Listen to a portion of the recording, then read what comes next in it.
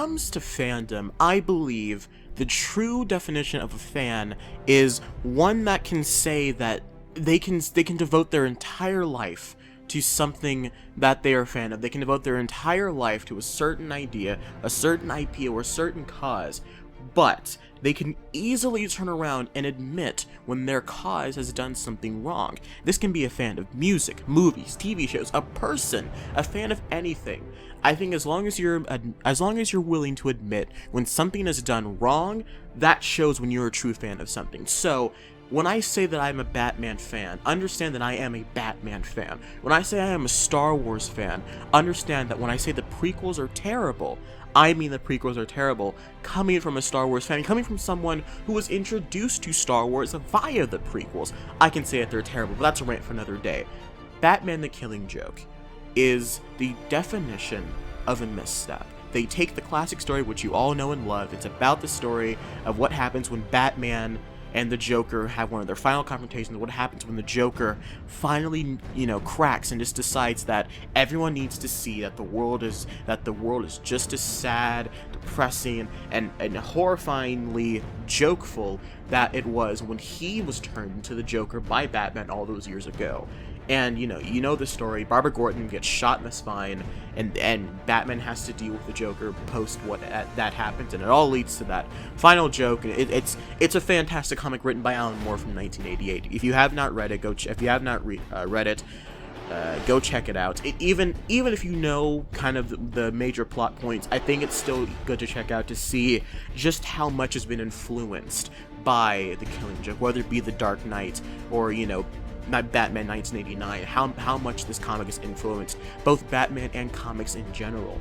But as a Batman fan, as someone who, in my opinion, Mark Hamill is the second best Joker, second only to the great and late Heath Ledger, I feel as though we were all sitting there chomping at the bits, waiting for them, the DC animated team that being, to adapt the Killing Joke into this animated film, because we had gotten so much great content before, and I think that's ultimately why everyone was so disappointed, but we'll get back to that in a second. Like, they've done so many great work, like Batman Under the Red Hood, a lot of the Justice League stuff. Justice League Doom is great, Flashpoint Paradox, incredible. The Dark Knight Returns might be the best that they've done, and they took that graphic novel and they adapted it so beautifully to the big screen, or quote unquote small screen. But so when they said, they finally announced, we're gonna be doing the same team that, the same studio that brought us the Dark Knight Returns adaptation was going to be adapting the Killing Joke and bringing it to us with Mark Hamill as the Joker, Kevin Conroy as Batman, we were all so ecstatic and excited.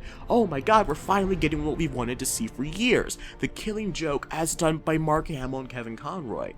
And we kind of get that. We kind of get the Killing Joke. We get the dialogue, and we get the storyline.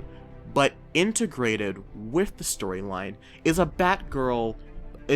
Obviously, the first half hour we get that Batgirl short film, if you will, that I don't really think I want to talk a lot about, because I've already talked about it on Movie Mania. I've talked about it at length of why that's fundamentally wrong, why I think it's sexist, why I think it did not need to be there, why I think it needs to be made at all. I don't care whether or not you want to change the character, why you want to make her something more than a plot device, even though everyone in that story except Batman and Joker are plot devices. No one ever cared that the guy that ran the music park got killed.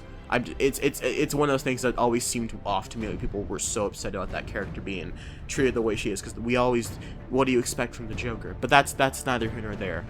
When you get to the actual Killing Joke part, what should be the flawless part of the film, it's not. And it's weird because there are adaptations online of the Killing Joke that are done exceptionally well. I just might link that Killing Joke motion comic that I posted on the Movie Mania's Twitter.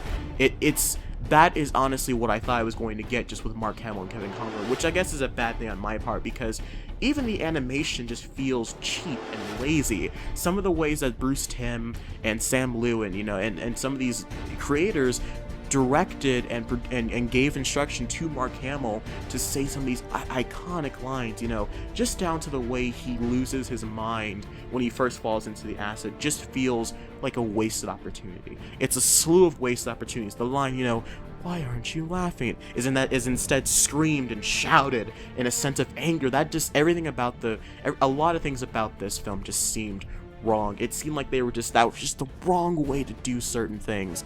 But everyone is still great in it, I guess, if that makes any sense. You know, Mark Hamill, Kevin Conroy, always fantastic work. I can see the seeds of The Killing Joke, of the greatness, or of the really poetic writing being in there, but it's not there sometimes, and that really killed me. Unfortunately, it really hurts me to say this, but I'm gonna go ahead and give The Killing Joke a D. I'm really sorry. Alright, well, thank you all for watching. Like and subscribe. Be sure to follow me on the social media sites. Link to Movie Mania Podcast down below. Join us next week on that podcast when we talk Suicide Squad, along with, you may know her as Alicia Malone. She will be on the show next week. Catch you all later, and as always, see you behind the mic.